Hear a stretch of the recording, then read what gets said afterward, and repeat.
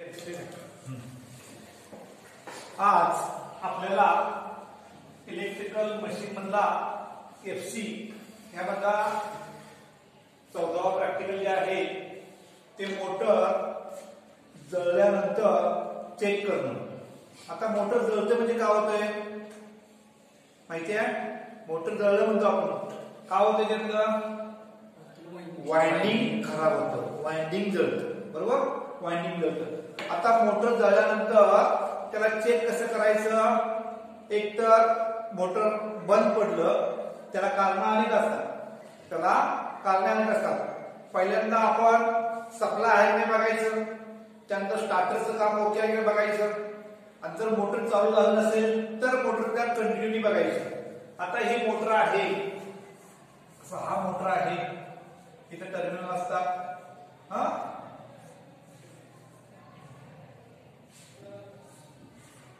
3 HP ची motor आहे तर ए बी सी वायर आपण जोडलेला असतोय. आता हे टेस्ट लॅब मल्टीमीटरनं कंटिन्युटी घेतल्यानंतर कंटिन्युटी मिळते. जर समजा जळलं असं म्हणजे तुटलं नाहीये, जळलं असं म्हणजे तुटणं कंटिन्युटी कधी कधी मिळते. कंटिन्युटी मिळालं तर सुद्धा समजा लक्षात येते त्या ठिकाणी जर जळलं असेल तर त्या ठिकाणी बघितलं खोलल्याशिवाय कळत नाही.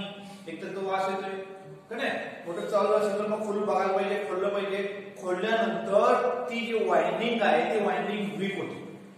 काय होते? वाइंडिंग वीक होते. वाइंडिंगला एक कलर असतोय, कॉपरची वायर असते, मोटरची वाइंडिंगची वायर असते कॉपर, त्याला सुपर इनॅमल्ड कॉपर वायर असं म्हणतात. आता ही कॉपर वायर असं घेतला आपण, वायर ही वेगवेगळ्या गेज मध्ये असते, वायर ही वेगवेगळ्या गेज असते. गेज म्हणजे जाळी, का नाही?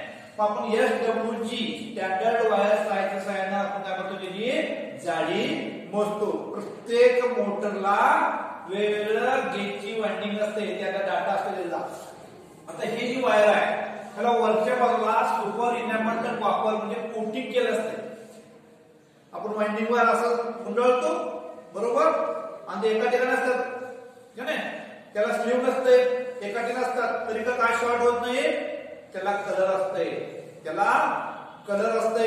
वाइंडिंग करताना आपण कॉइल गुंडाळतो, कॉइल आतमध्ये बसवताना लाकडी वेजेच्या सहाय्यानं दखल मिळत नाही, त्याला कुठलंही असं काय स्क्रूड्रायव्हर किंवा धारदार हाताने टाकून चालतंय काय नाही. त्याच्यावर जर कोटिंग केलं तर ते वाइंडिंग काय होते, एकमेकाला लागले की शॉर्ट होते, एकमेकाला लागले का होते, शॉर्ट होते. मग त्या ठिकाणी जळलेल्याने बघितल्याशिवाय कळत नाही.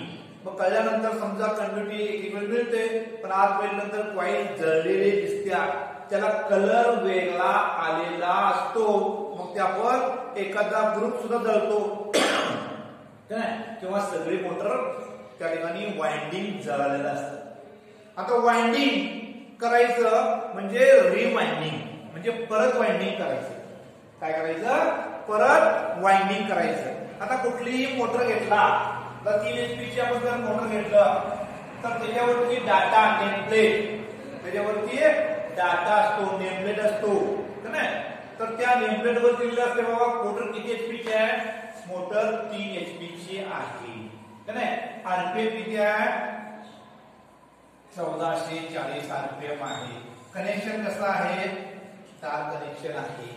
हे सगळं माहिती दिलेलं असते. आपल्याकडं कुठलीही समजा आपण शॉप मध्ये गेलो आणि मोटर रिवाइंडिंग करत असेल तर नोटबुक मध्ये कुठली मोटर आहे, कनेक्शन कसं आहे, हे सगळं लिहून ठेवायचं. आता त्यानंतर मोटरला या ठिकाणी असं आपण मोटर घेतलंय, बरोबर? या ठिकाणी ह्या इकडे फॅन असतो असा, हा फॅन आणि हा पंप, दोन बाजू असतात. तर त्या ठिकाणी खोलताना कुठलीही गोष्ट खोलणे सोपं असते आणि जोडणं अवघड असते, नाही. आपण भराभरा खोललं नंतर आहे तशी असेंबली होत नाही, पाहिजे तसं परत जोडता येत नाही. म्हणून त्याच्या एंड प्लेटला इथं एंडच्या टोकाला, ह्या एंडच्या टोकाला आणि इथे ह्या एंडच्या टोकाला असं कव्हर असते वरच्या बाजूला, इथं इथं असं हा जो कव्हर आहे ना इथं, तर त्या ठिकाणी काय करायचं, खोलताना एक पंच साइन, सेंटर पंच साइन या ठिकाणी इथं हा एक मार्क करायचा, इथं असा एक मार्क करायचा. या ठिकाणी असं 2 मार्क करायचं, इथं असं 2 मार्क, म्हणजे समोर समोर समोर समोर. जशी नवीन आलेली मोटर असेंब्ली आहे, पूर्वी जशी असेंब्ली आहे, जसं बसवलेलं आहे तसं बसवायचं झालं म्हणजे बसवायला पाहिजे तशीच पोझिशन यायला पाहिजे. म्हणलं की काय करायचं, एक तर रंगानं असं मार्क करा पेननं किंवा पंचच्या साह्यानं पंच मारून घ्यायचं, म्हणजे आहे तशी असेंब्ली जोडता पाहिजे, आहे तसं जुळलं पाहिजे. म्हणून पंच लक्षात पंचनं मार्क करून घ्यायचं. कारण पंप इकडेही बसतोय, फॅन इकडेही बसतोय, पण असं नको आपल्याला का नाही. पंपाच्या ठिकाणी पंपच बसला पाहिजे, फॅनच्या ठिकाणी फॅनच बसला पाहिजे. म्हणून मार्किंग करून घ्यायची. पहिला काय करून घ्यायचं, मार्किंग. लक्षात मार्किंग करून घेतल्यानंतर आपण खोललं, त्या ठिकाणी खोललं का नाही. खोलल्यानंतर जो रोटर आहे त्याला कुठला धक्का लागू म्हणजे काय करायचं, ठोकाठोकी करायचं नाही, लाकडी ठोकळा घ्यायचा, त्यानं ठोकून घ्यायचं. कारण हातोडीनं आपण ठोकत असताना त्यामध्ये शॉक लागा होईल, त्या ठिकाणी असं जोरात जर मारलं तर त्या ठिकाणी काय होतोय, शॉपचा आकार थोडा बदलतोय, त्याला बर येतो वरच्या बाजूला. परत बसवताना काय होणार आहे, बसत नाहीये. मग त्या ठिकाणी आपण बेरिंग काढून घ्यायचं, शॉप काढून घ्यायचं, त्या ठिकाणी हा रोटर. मग त्या ठिकाणी बघितलं आतमध्ये असं कोर मध्ये असा राऊंड काय असतंय, वाइंडिंग असतं आतमध्ये. असं आतमध्ये काय असतंय, असा हा वाइंडिंग असतोय. आता वाइंडिंग पूर्ण असा आकार असतोय, गोल असा आकार असतोय, असा आहे नाही, गोल असा आकार असतोय. मग त्याकडे जळल्यानंतर आपण बघितलं तर त्या ठिकाणी पहिल्यांदा कनेक्शन आपण वरनं कनेक्शन नटबोल्टनं काढलं. मग काय करायचं, कनेक्शन काढल्यानंतर आपण बघायचं एक कॉईल त्यातनी काढायची. एक कॉईल अशी जी कॉईल आहे ती कॉईल आपल्याला अशी काढायचं.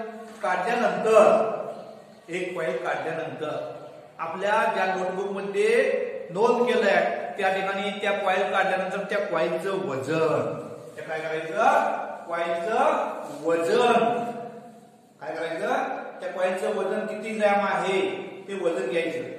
त्यानंतर ह्या कॉईलचं गेज काय करायचं, पहिल्यांदा वजन, गेज आणि एकूण टर्न,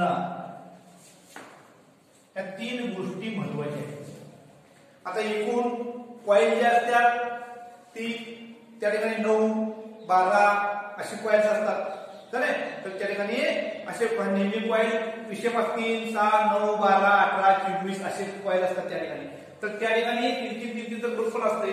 आता इथं वजन बघितलं, एका कॉईलचं वजन बघितलं तर त्या मोटरमध्ये एकूण कॉईल किती आहेत त्याला गुणिले करायचं, म्हणजे एवढं किलोची वाइंडिंग आपल्याला आणायला पाहिजे, बरोबर. त्यानंतर गेज, गेज बघताना नेहमी करायचं, जी वायर असत्या त्याला वरती कोटिंग असते, आपण वार्निशिंग करतोय, त्याच्या वार्निशिंगचा त्याच्यावरती एक लेअर आलेला असतोय, तो काय करायचं, चाकून पूर्ण घासून घ्यायचं.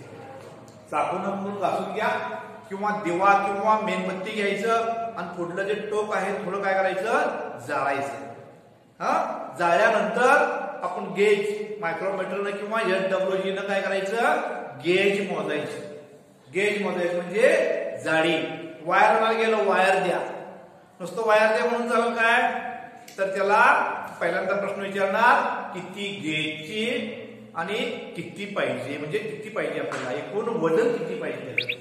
तर गेज 2 नंबरचा महत्वाचा आहे, एकूण गेज. लक्षात तर वजन बघितलं, गेज. आणि कॉईल ज्यावेळी आपण गुंडाळतो, कॉईल ज्यावेळी आपण गुंडाळतो एकूण टर्न किती आहे, एकूण त्याचे वेटोळे किती आहेत हे बघितलं पाहिजे.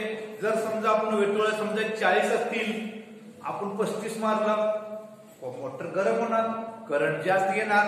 म्हणून जे मॅन्युफॅक्चरिंग झालंय तिथं कंपनीत तयार आलंय, कंपनीचा जो डाटा आहे तो डाटा व्यवस्थित, आज आम्ही 35 केलं, कुठला म्हणणार 5 कमी करूया 30 होणार, असं चुकत जायला नको.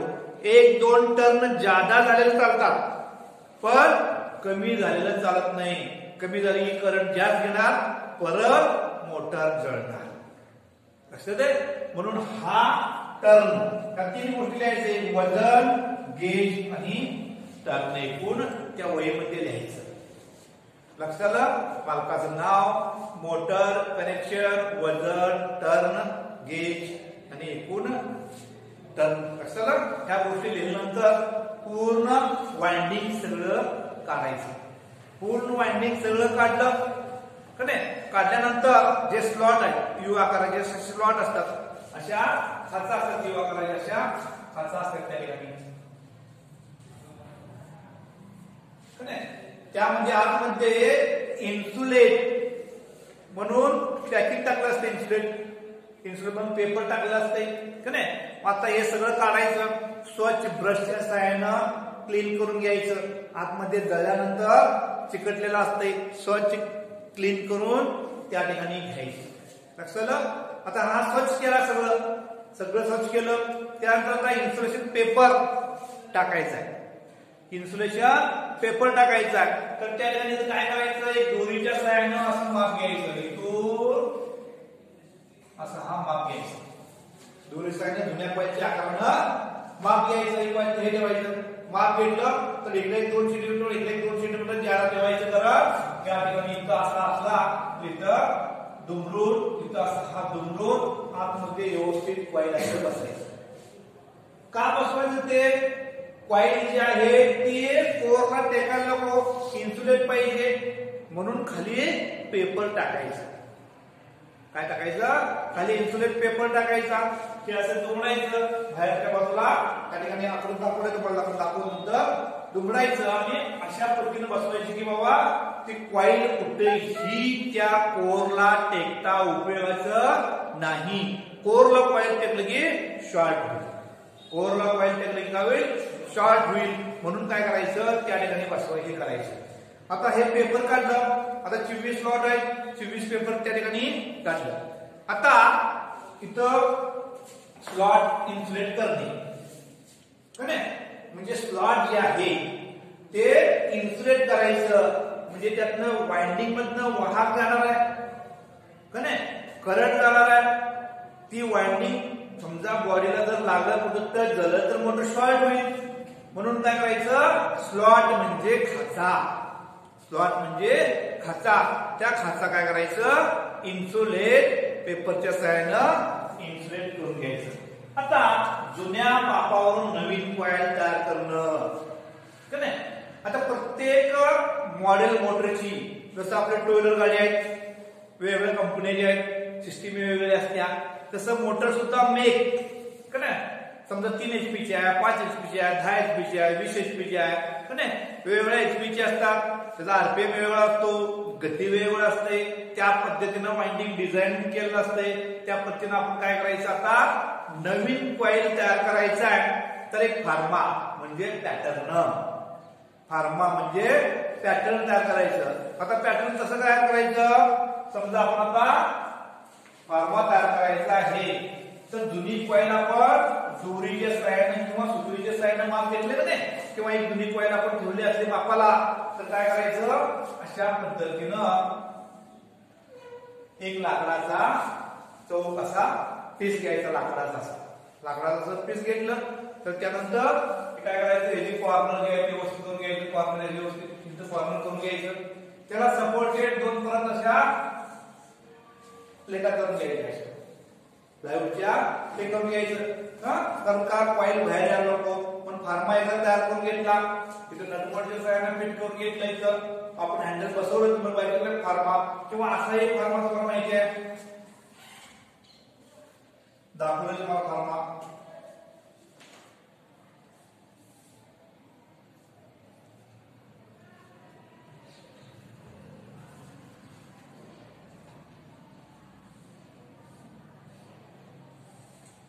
हा आता फार्मा आहे.